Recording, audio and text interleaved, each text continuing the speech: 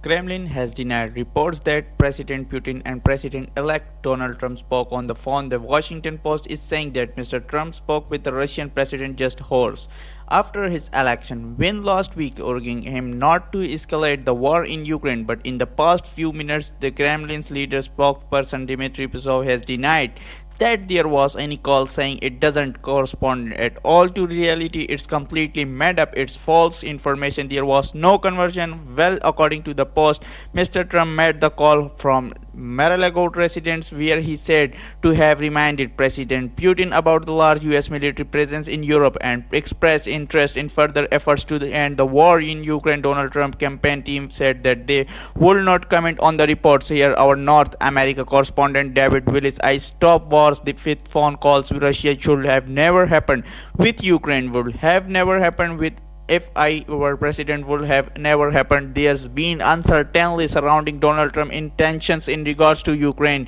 but it's now appears discussion started only hours after his election victory. Reports of a conversation between him and Vladimir Putin last Thursday, in which, according to the Washington Post, the president-elect warned the Russian leader against any escalation of the conflict. Reports not denied by the Trump campaign, which follow a campaign pledge to end the war within a day. Russia would have never happened. If I were president, attacking Ukraine would have never happened. I knew Putin. I knew him well, and I tell you what, I will have that war finished and done and settled before I get to the White House as president-elect. I will get that done. Mr. Trump is due to meet President Biden at the White House on Wednesday.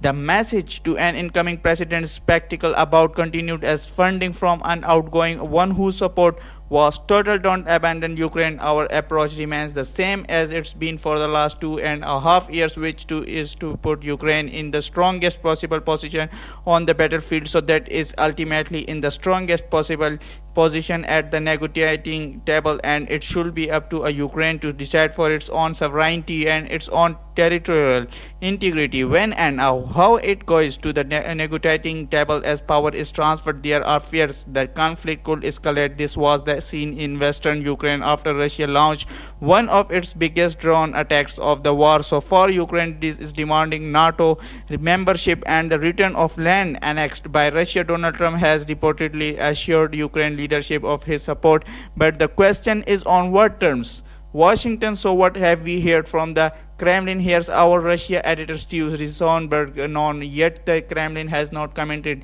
on these reports. We have not had confirmation from the Trump transition team about the phone call. There's been no printout about the phone call, which wasn't organized. The State Department, that's the case, I think, with Donald Trump. Others post-elections calls with the world leaders. So all we know is what sources have told. For example, the Washington Post, in other words, that allegedly Donald Trump warned Vladimir Putin not to escalate the war in Ukraine and reminded him of the American military strength in Europe. But as I said, the truth is we don't really know what the truth is about this phone call. What we do know, however, is I think there's concern in Ukrainian officials. Publicity are trying to remain positive. President Zelensky was very quick to congratulate Donald Trump on his election victory, but there will be concern about what Donald Trump was saying in the run-up to the US election. This total lack of criticism of Vladimir Putin, our Vladimir Putin invasion of Ukraine. At times, Trump seemed to blame Joe Biden more than Vladimir Putin for Putin invasion of Ukraine, claiming that if he been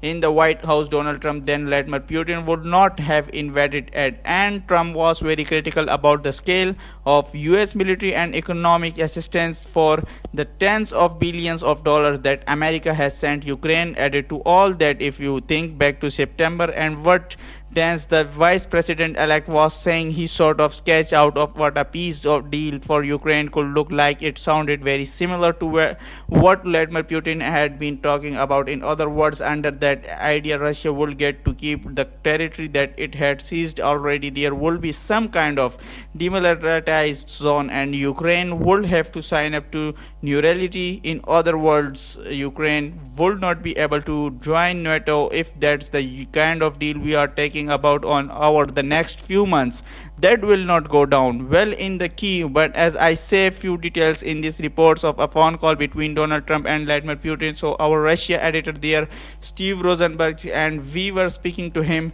just before we got details that Vladimir Peskov of Kremlin spokesperson saying that, denying that there had been any call. So obviously a lot of unclarity, and we get to the bottom of it. Thank you.